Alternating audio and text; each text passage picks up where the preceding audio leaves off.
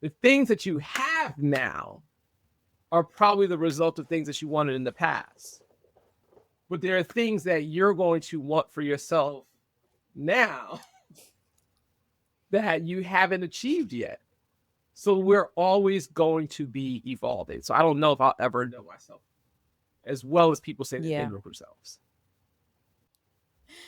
Welcome back to another episode of Soul Shift Sessions podcast, where we have deep, transformative conversations to help you transform your mind to transform your life. I'm your favorite freedom and financial wellness coach, Coach Sapphire Starr. And of course, I have with me my favorite co host, Coach. Kyle McCloud. And we're back with you with another conversation. And guys, this is not just any episode. This is the final episode of season 2 of Soul Shift Sessions podcast. And as I'm saying that out loud, I am really like, wow.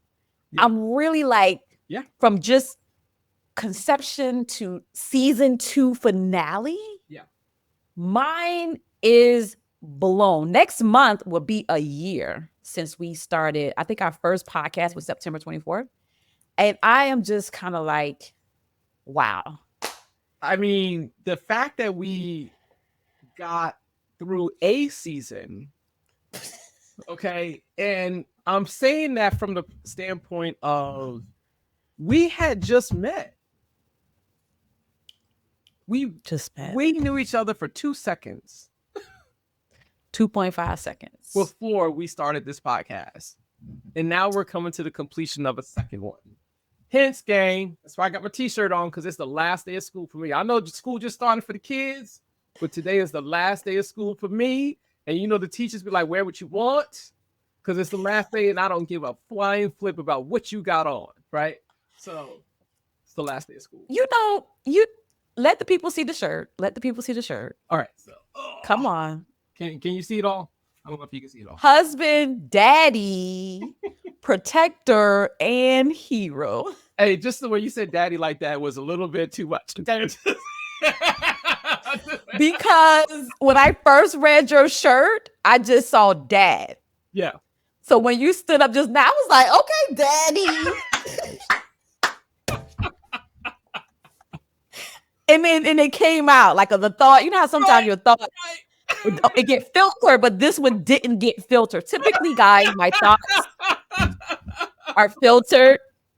That one just was very much unfiltered. And how often have I said, why am I this way? And you have said, why are we this way?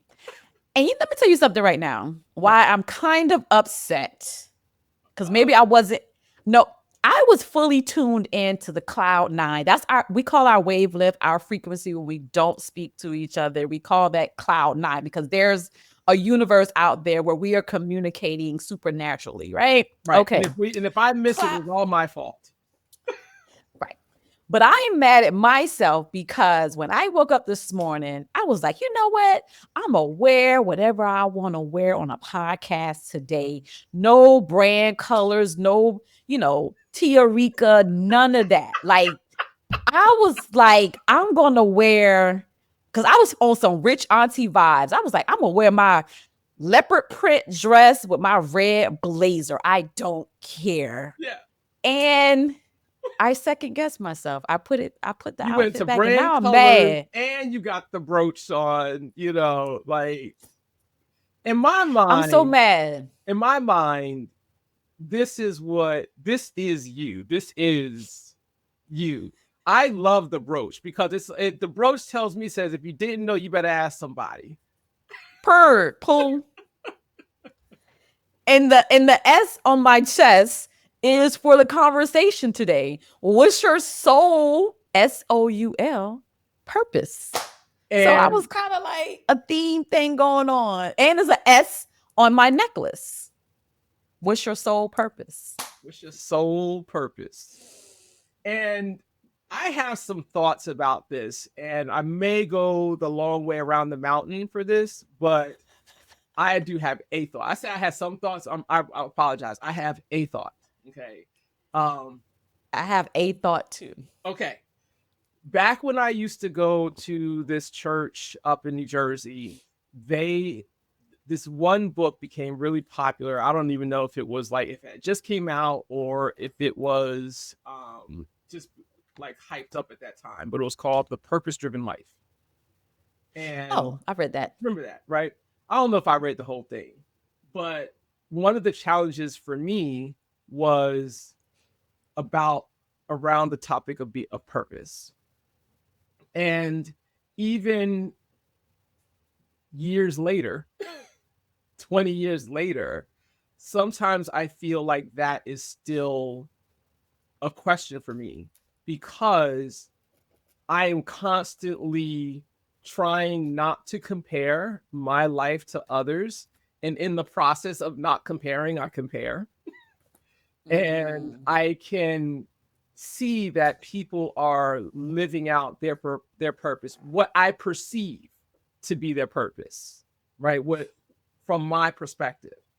And when you presented the topic to me, I was thinking about, well, what really does make my soul feel good? And one of the things that makes my soul feel good is really helping the people that I love and helping them, whether it's becoming a better version of themselves, whether it's getting through a situation, whether it is um, helping them with their mindset around any given particular topic, or providing physical labor. Those are the things that really do like make my soul feel good. And so maybe my soul purpose is to be that be that fixture in other people's lives that they need at the time. And I'm okay that I'm not going to be doing that thing for a very long time, but maybe my thing is I show up, I help, and I bounce. Like maybe that's it. And I'm not, that I'm not money driven, but I am experience driven. I am like wanting to have a type of freedom type of driven. But seeing my family thrive, seeing my people thrive, like that makes me feel so good. Like when you share your success stories with me, no matter how big or small, it's like it just makes me feel good on the inside. And it's your success. It's your thing, Yeah, right? yeah. But it feels good. And there are other people that I know they feel bad when other people share their wins and their successes, because they're like, well, I'm not doing it to their degree or I'm not doing it at all. And that's just not me. Like when people share their world with me, it lets me know that one, they trust me enough to share that part of their world with them. And along with that trust is some care, there's vulnerability. And when people feel safe enough to do those things with me, then that like makes me feel good deep down to my soul. Well said. That's my only thought. Well said. Thank you. I think if I had to sum up what you said, and if I'm hearing it correctly, it sounds to me one thing, and this is kind of like the last thing you said when you see people win, it does something to your soul, and how other people contrast, they're the opposite. And I thought, wow, it made me think of, and I like what you said about making people feel safe. Mm-hmm. And I do feel that with you. I think I share so much with you. And I think we connected on the level we connected is because there is this thing that you are and is. It's like you're being something. You're being you're being Cal, Yeah. but it feels safe. If I feel like I can just Yeah. just Yeah. be completely, and probably in your mind, like, girl, I had to ask, well, I asked you once, in the beginning, like, am I doing too much? And you was like, oh no, never think that. And Yeah, that just yeah, gave me permission yeah. to just Go fly, girl, fly. Okay, soar to the moon. Okay, and and beyond. I did exactly that. I got Yeah, on our little moped motorcycle and I was like, all right, you over there. I'm just like I went crazy. He gave me my license to be yeah, and you made me think it to yourself, wow, someone like her still feels like she needs permission to be. yeah, And yes, I yeah, do, because of trauma, because of circumstances, situations I've been in yeah. where I felt like my light, I was too bright and people told me, hey, you're doing too much. And I thought about what you said about that someone feels, because in my marriage, my ex, he would say that to me. He would say, "Oh, you're doing too much." Mm-hmm. And when I would share things that I, like you said, if I'm sharing something with you, you're like, "Oh, yes, let's." He was the complete opposite. It would just be like, "Oh," it Yeah, didn't feel like it was being celebrated. It felt like I was being tolerated. yeah, And I couldn't understand for the life of me why something I'm really genuinely happy about, why would that upset someone yeah, or appear to yeah. upset someone? Because And it's what a I later level. learned what I later learned was that it was a mirror. Mm-hmm. When he looked at me, when he looked at his success, Yeah, he had to look at himself, and he yeah. used me as a mirror, and it reminded him, unfortunately, of what he wasn't doing What in he life. wasn't And doing. somehow that was my fault. I want to add to that.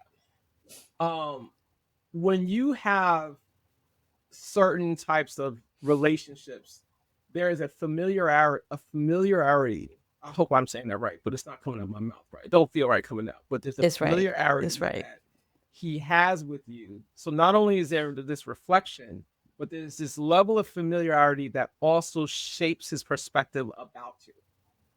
And I believe we do that for everyone. But my perspective about you is different than his perspective about you. He also knew you at a different time period than I met you, Mhm. And so when I met you, you were already flying. Yeah. So I saw this level of freedom that you had with yourself in your life that is the result of all the stuff that you went through. But he was in that stuff that you went through. He was a part of that stuff that you went Part through, of that. Yeah. you know? Yeah. And so it definitely is going to be different. However, for me, I also have a level of familiarity with my wife and with my kids. And doing this podcast, being a part of the campus at Lisa Nichols, I even give Pinnacle Global Network a shout out, because being in that space and having the friends that I've gotten as a result of that space causes me to make sure that I don't do what was done to you to my people, Yeah. because I could. So Yeah. when my wife wanted to start a YouTube channel and she wanted to go about it the way she wanted to go about it, well, how can I support you in that? Because I Mm. don't know if it's going to take off or not, but that's something you want to do. So therefore, because you want to do it, I'm not going to speak bad about it. I'm not going to tell you it's not going to work. I'm not going to tell you any of that stuff. I'm only going to see what do I need to do to support you, even if it's just an encouraging word, even if it's just a technique about how to make it blow up higher on social media than it currently is. Like whatever I need to do to empower that, then I'll do. It is so much easier to do that for someone like you and some of the people that don't live in this house, because I don't see you every day. I don't experience you every Mhm. day. I'm not around you for multiple hours in a day. So it's very easy to do that for people that we're not living with and in an intimate relationship with. Yeah. Um, Here, I have to mime my P's and Q's and make sure that I'm empowering and not disempowering with Mhm. everyone. My daughter, she is not feeling good about her weight. She's not feeling good about it. Now, instead of being that parent say, well, I told you not to do this and I keep telling you to do that, that's not going to help her, right? So what do I do with her? I try to educate her and I try to get her to change her habits, such as looking at the labels. Look at the label and see what you're putting in. Because I guarantee you, if you see it enough times, you're going to make that choice yourself. I don't have to tell you, don't do that. Don't drink that drink. Yeah. I say, how much sugar is in that drink? This many grams? Okay, every 4 grams is a teaspoon. So how many teaspoons are in that drink? She did the calculation. I said, so that's how many. I said, someone took a spoon and put that many teaspoons in that drink, Sugar. right? Yeah. And so I don't know, because it's too early in the story to tell if the way I'm doing it is actually helping her, but I definitely am trying to make sure that I don't have this emotion coming out of my mouth that makes her feel bad or her feel wrong for where she currently is. And only come from a place of just supporting you and supporting you the way you want to do it. Because if I tell you what to do, you ain't gonna do it. If I tell you what not to do, you still gonna do it. Right. Yeah. So I have to get you to a place where you're just choosing on your own, not because we told you, but because you decided that that was what you wanted to do. And that's the only thing that really helped me with my weight, was choosing to look at those labels and saying like, all right, is this too much for me or is this not too much for me? And so on and so forth. And then like cycling came in afterwards. So I'd already started losing weight prior to cycling, but cycling just ramped it up. It just made it so much easier. And I still look at the labels for the sugar for myself. So, so with that, I don't want to, like, with your ex-husband, it was a different time. And he also probably did not have, oh, access may be the wrong word, but I'm going to use it anyway. He may not have had access to the same level of transformation that you had access to, or that we've had access to. He did not have the capacity. That's the word I'm going to use. That's a better word. Capacity. Yeah. Because transformation aside, my personality is still my personality. Yeah. And I've always been a go-getter. I've always been a one who would challenge myself to do more, be better.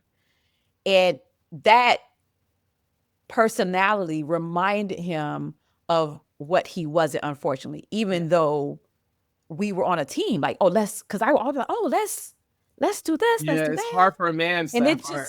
It's hard. It's just kind of like, yeah. And he would say, "Oh yeah, I'm on board. Let's do it." But it was just something about my personality that did not, again, capacity to allow someone like me to thrive without it being a problem for him. Because even if you chose to do whatever you wanted to do, I'm not going to stop being me, but I'm also not going to create a pressure of, well, you have to either. Because for me, when I thought about the topic today, what's your soul purpose? And soul shifters, I want you to think about that as we're having this conversation. I had to first define, well, what is the soul? Yeah. Like, what exactly is that? Like, we can pretty much say what purpose is, but what is the soul? And for me, when I think about the soul, I think about who we are as human beings. To me, I feel like we're composed of mind, body, and soul. Yeah. And to me, the soul translates to the spirit. It translates to the essence. It translates to the fire that burns, desires that burns inside of us. And so when I think about what that is, I then say, okay, well, what's my soul purpose? What gets the flames going in the belly of my body? Yeah. And for me, it's really living a unapologetic, authentic life and freedom. Freedom to be who I am whenever, wherever, and being able to pursue my passions. Yeah. And I do feel a big part of that, similar to you, is service. Mhm. I love helping people. Like it just does something for me when I can share and I can be a part of someone's journey wherever they're going. So that's why when I see something contrary to that, or I'm put in situations contrary to that, I'm just like, I don't get it. Like, why would this be a problem? I don't understand. And so it really, that is what I came up with. Now, I'm saying it like it's simple, and really it is simple, because we always talk about mindset here. Mhm. Everything we talk about, everything we're saying is very simple. It's not always easy, Yeah. because I do feel like all these things it's a process. It's a journey. It's a going through what I don't like to discover what I do like, and not really knowing it until I go through it and I'm just like, "Oh, I don't like the way that feels. I Mhm. I don't like that." So it's a lot of trial and error. It's a lot of healing. It's a lot of pursuing. It's a lot of asking the questions and challenging the status quo. Because oftentimes we may feel like our purpose may be one thing, but is that really your purpose? Or is that something that someone told you was your purpose? And trying to differentiate what I think my purpose is versus society, versus my parents, versus my job, my career. Who am I? Start there. I'm chuckling because I come across people and they're like, I know myself, right? And I know things about myself, right? Like Yeah. you heard me say, I'm not gonna go there. I'm not gonna go to that establishment because I know myself. And I'm I'm not going. like, go, Yeah, you're like, go. You over there sending me like go. locations or something. Sapphire, Locations. Sapphire, I'm not going because I know things about myself. And but you probably may never hear me say that I know myself, and only say I know things about myself because we are constantly evolving. Mm-hmm. So I don't know if I will ever know myself because with every passing day comes new wants and new desires, and also the contrast of things that I don't like. If you remember a long time ago, I gave this quote called, "You didn't come here for the struggle, but you did come here for the contrast." Right. Yeah. And we're not here for the struggle, but the contrast is experiencing things that we don't like so that we know more about the things that we do like. And that, Yeah. in my mind, will always change for us. Things that you Yeah. want now may not be the things that, well, let me rephrase that. The things that you have now are probably the result of things that you wanted in the past. But there are things that you're going to want for yourself now that you haven't achieved yet. So we're always going to be evolving. So I don't know if I'll ever know myself as well as people say that they Yeah. know themselves. Yeah. And I feel like uh in as a clinical laboratory scientist, I remember doing a presentation type of dissertation thing for physicians at Memorial Hospital. Okay. And I can't remember specifically what I was talking about, but I believe it was a skin condition, a fungal skin condition that has stages. And so it'd be like stage 1, stage 2, stage 3, stage 4. And one of the physicians asked the question, and in terms of how do you know what stage you're Mhm. in this progression of this disorder? Mhm. And also, how is it tested and monitored? But the question was posed in such a way as if it was fixed, as if stage 1, stage 2, stage 3, stage 4 was a fixed thing.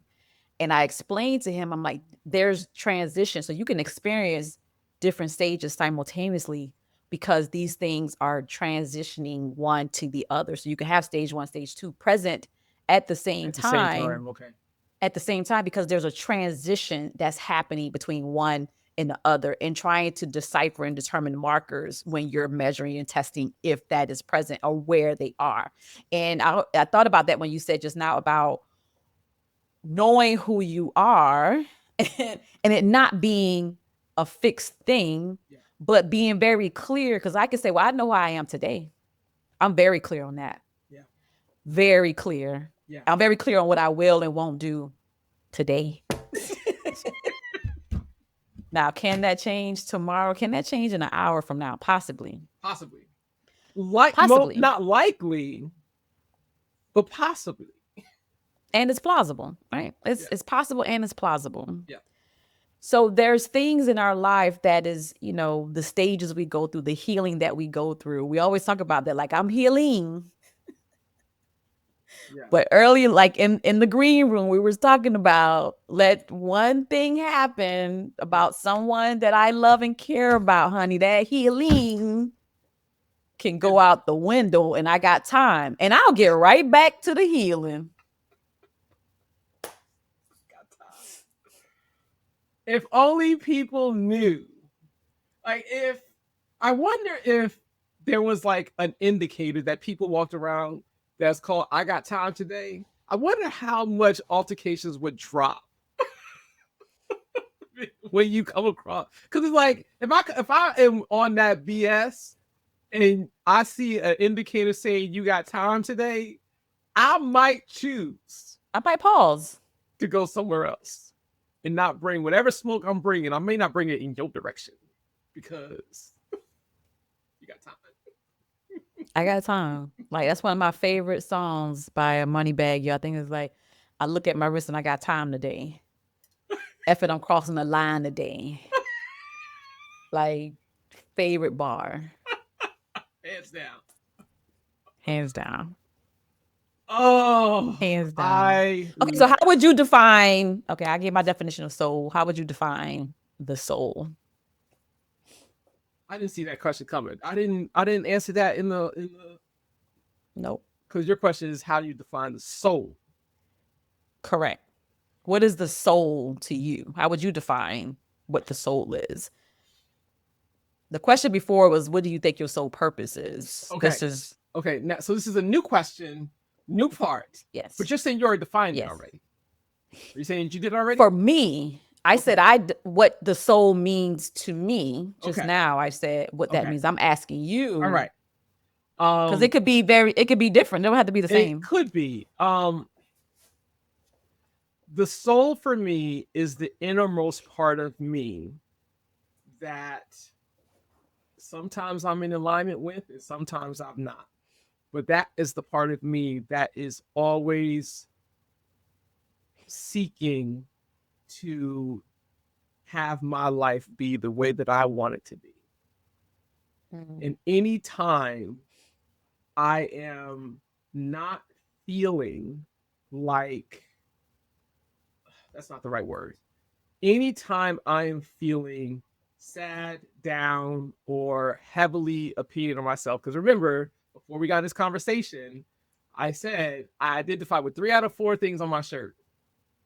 And you identified with the one thing that I didn't identify with. And you said, because you're always hard on yourself.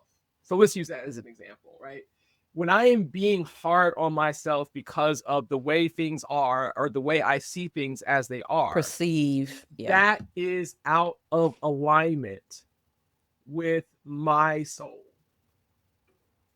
Because it means that I have an opinion about me that is contrary to what my soul knows.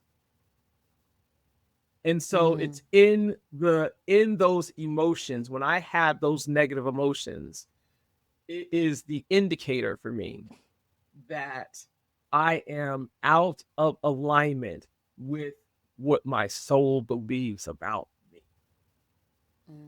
And again, we didn't come here for the struggle, but we did come here for the contrast.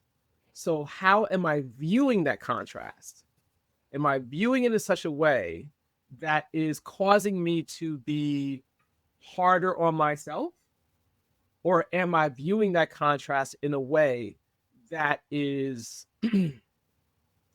empowering? Because I'm identifying things that either don't line up with what I'm about, don't line up with what I'm trying to accomplish, don't line up with who I am. But my soul is who I am all the time. All the time. And so the soul is that part of me that is in alignment with the things that I really want for myself in my life. I love that. I love that. I have a question because you brought this up. Another question. You talked about weight loss, but you kind of glossed over it. So I have a question. How much weight did you lose actually? I don't know the math, but my heaviest I was at 216. And now what do you are now? I teeter between 170 and 185. Oh wow. So what is that, like 30 something pounds? Yeah.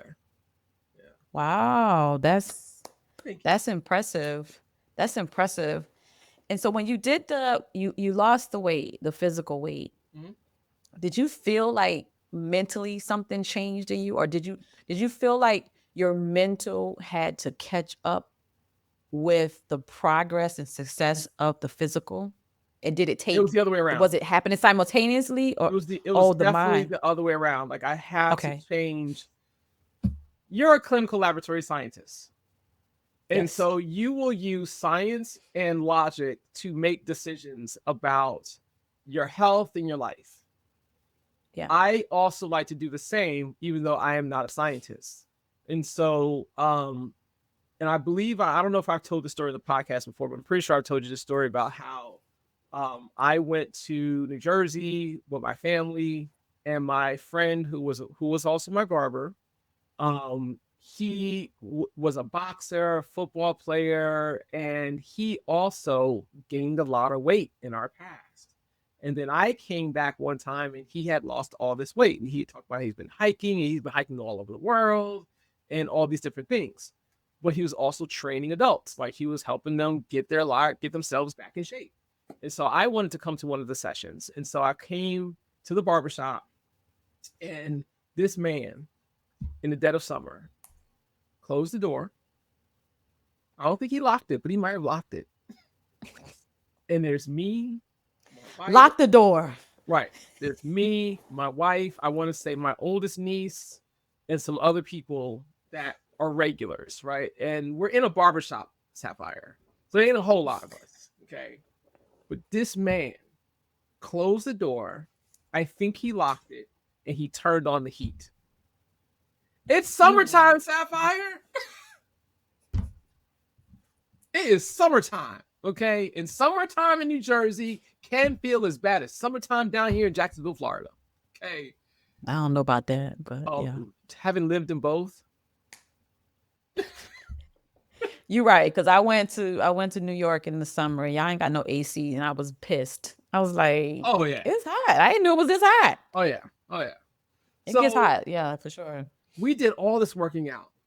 Everyone is dripping in sweat. I mean, we are gushing in sweat. And then after it's over, and we're getting ready to we're packing up and getting ready to go, he says, "Now don't go messing this up by what you put in your mouth, because what you put in your mouth is 85% of the process."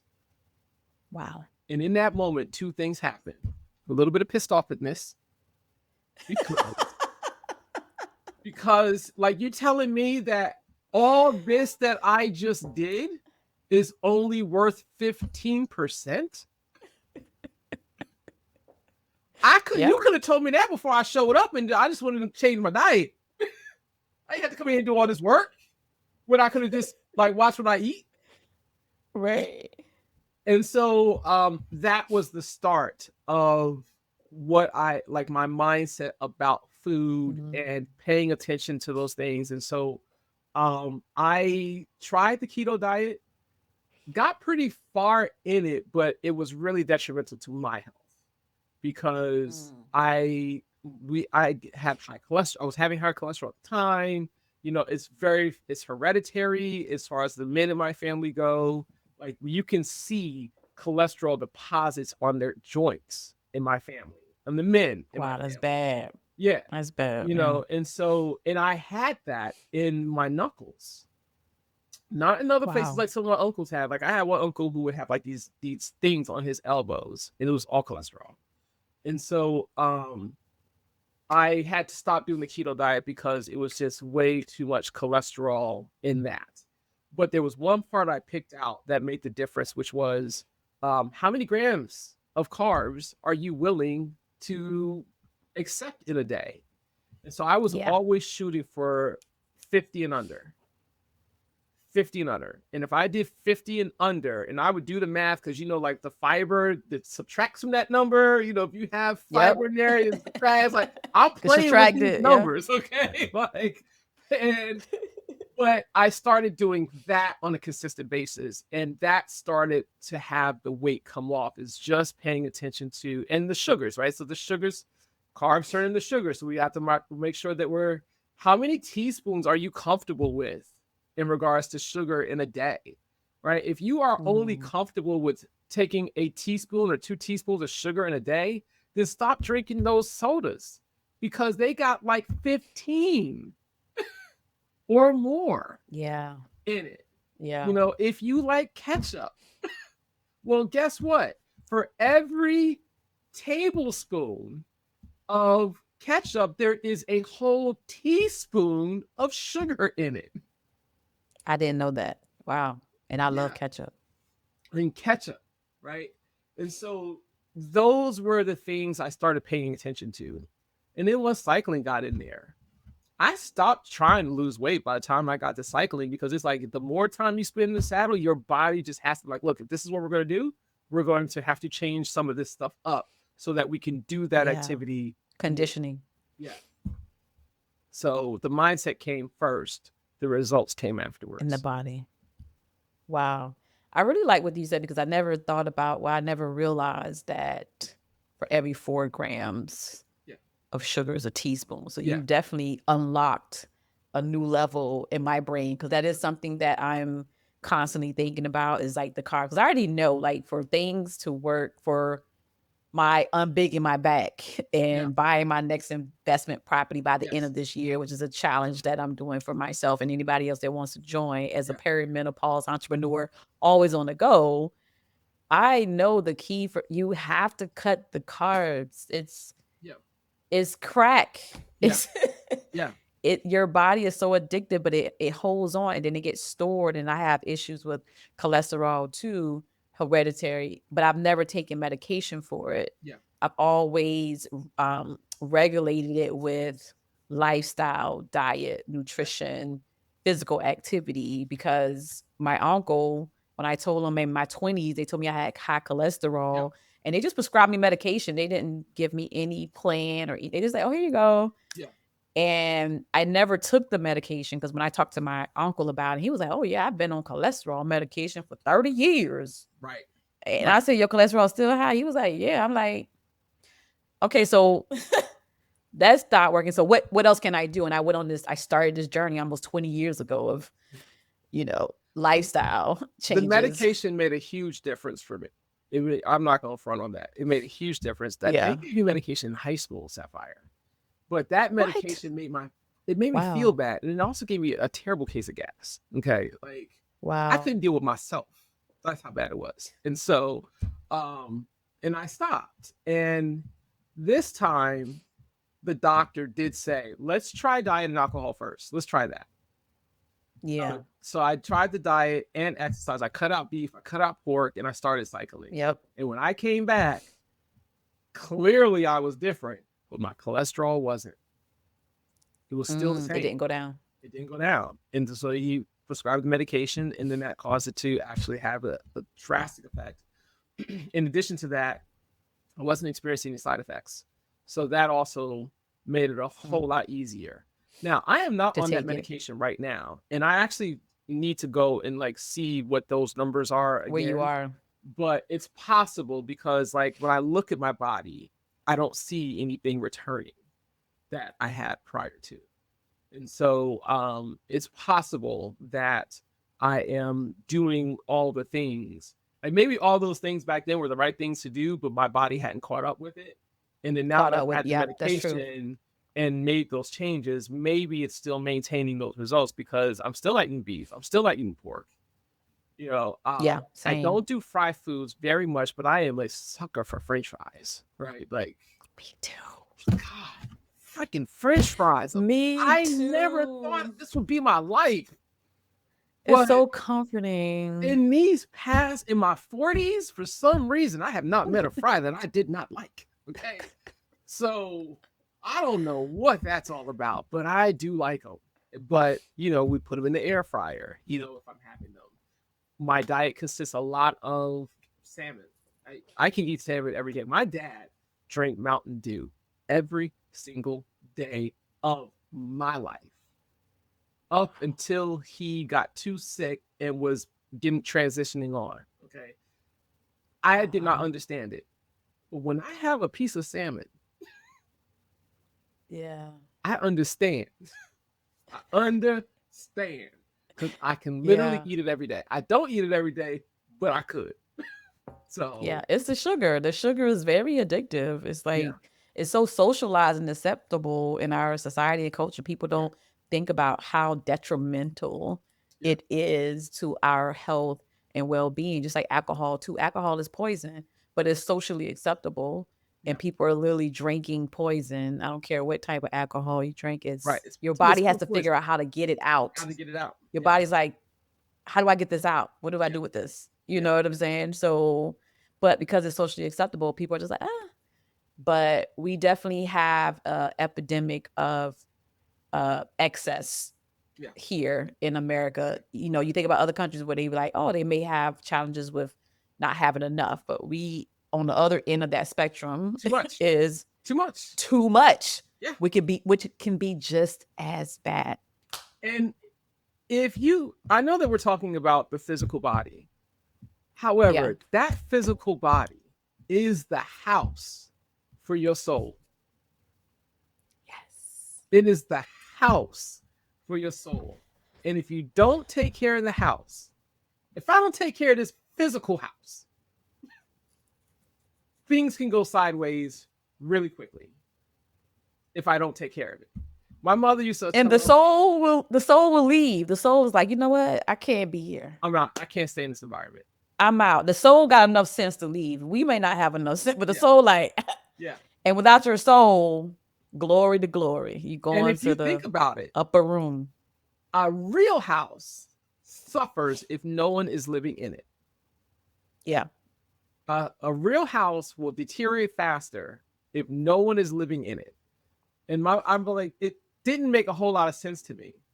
But just based off what you're saying, is your soul will leave the house if it can't stay in this environment anymore, right? Just as a house cannot survive without souls living in it. In it. The house cannot. Y'all see what we did there.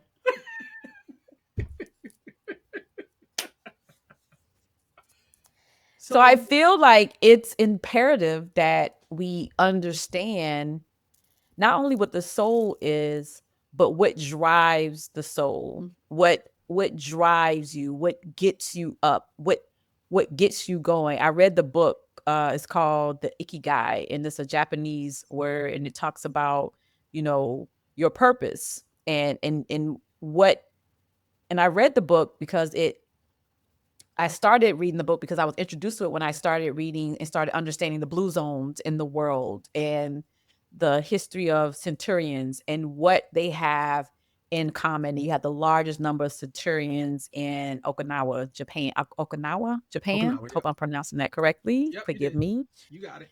And so they did this study to figure out, man, what do these people have in common? And one of the things they realized is these people have a sense of purpose, a sense of community, something that's bigger than them that they get up and they look forward to every morning. In addition to what they eat, in addition to their activity, not necessarily going to the gym, but getting up and taking a walk. Yeah. Something as simple as taking a 30-minute brisk walk. And these are things that they have in common for longevity. You know, there was this shooting range I used to go to. And there was a guy that worked there. His name was Bill. And I don't know if Bill is still alive or not, but he might be. But Bill was older. You know, he was like in his 70s when I met him. And he would be, I think a lot of people he rubbed the wrong way. But I just think he just had a type of humor that was very cut and dry and could feel a little cold and blunt. And for some reason, these type of people resonate with me. Like I get along with them so well, right? Like, So long. I get along with them so well. Like if I look at my history of people in my life, there's always like this one soul that is like, don't nobody like them because they come across as mean and nasty and so on and so forth. Well, that's Bill. Right? But you get them. You get them, right?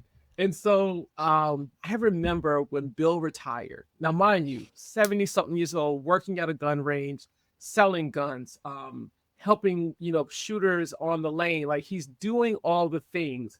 And he is just, he doesn't look like he's in his 70s. He doesn't move like he's in his 70s. That man retired, got an RV, he and his wife went go cross country, you know, do the whole thing. She ended up taking a flight back because she couldn't deal with him no more. Okay. So she takes a flight back. You go do the RV thing by yourself, okay? Yeah. Yeah, when I saw that man again, he was in a cane. He had a cane to walk. And his countenance was just so much older. And I had always had this like feeling inside that I don't think I ever wanted to like quote unquote retire.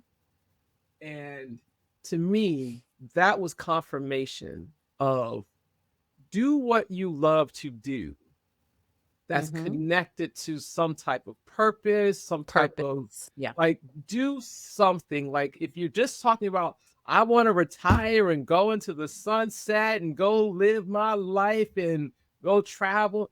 If you want to travel, by all means, go travel, right? But do something that is purposeful for you because you don't want to be that person. Because I think that when you retire, like even the word retire is basically laying down, right? I'm laying off my burdens and I'm going to lay down.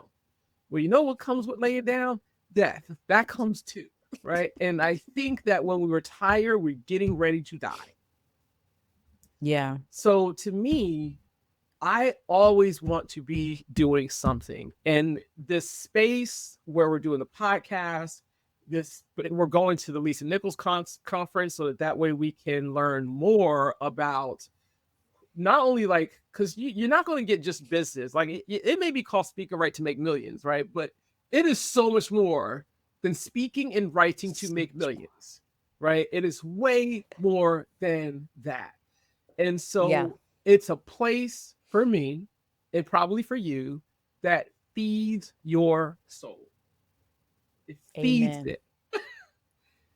And in that, I get ideas. And in that, it's like if I were to not do anything else again, I'm getting ideas of things that I can do more of, like things that I can add to the plate that will charge me and energize me and make me feel like I'm not headed towards my 50s in a month, you know. And I know that I do this. I will say, if someone says, how old do I look?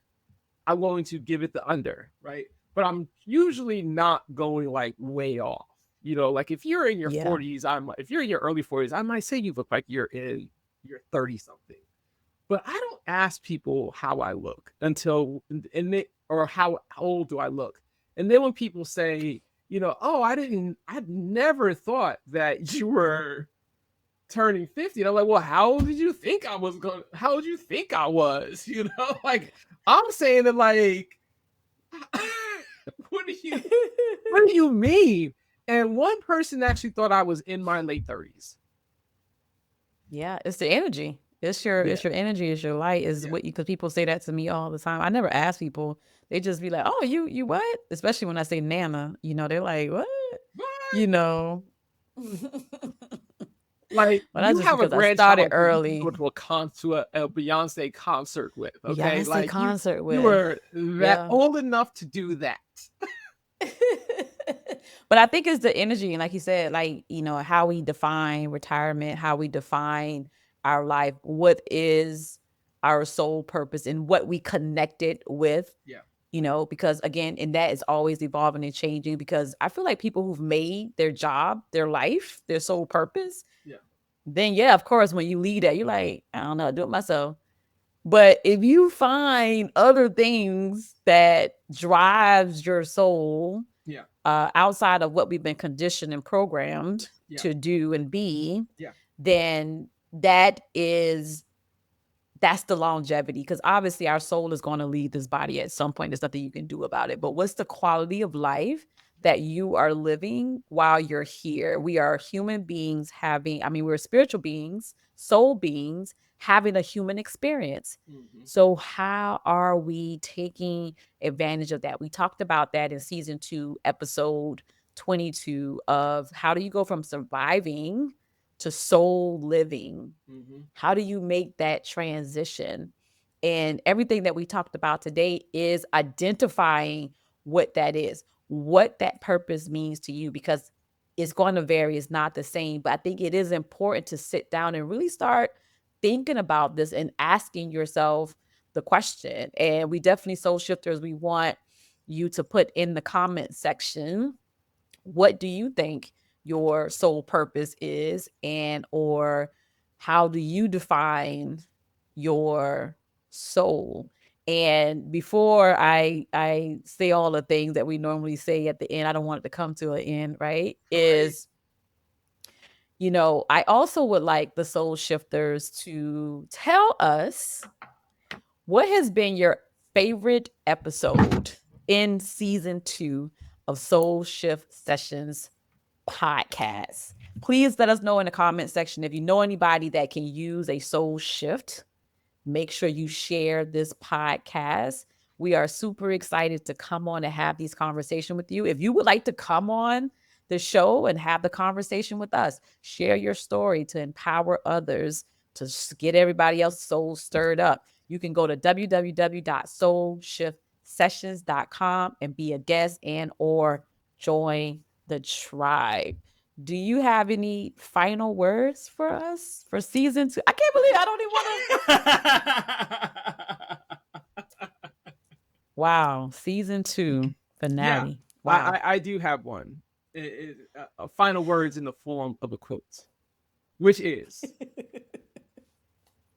realize deeply that the present moment is all you ever have.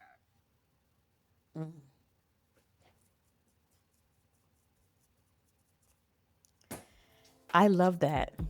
I love that. And it has been truly an honor to be on this journey with you, on this podcast. So much fun. Journey, this soul journey, this life journey. And guys, we'll be back. Season 3, we don't have dates yet, but season 3 we'll be coming back bigger and better and more special guests. More platforms. Get the soul stir, more platforms. We're going to do it all. Absolutely. We're going to do it all. We're going to do more. We're going to do more. We're going to do more. And if you're listening to the sound of our voice, please make sure you are following us on the podcast, because that really helps us grow to be able to do more. So we really appreciate that. That is a sign of love for us. If you love us and care for us and you enjoy the conversation, please give us a like, follow, and share. And as always, remember to let your soul glow. Until season 3. Next time.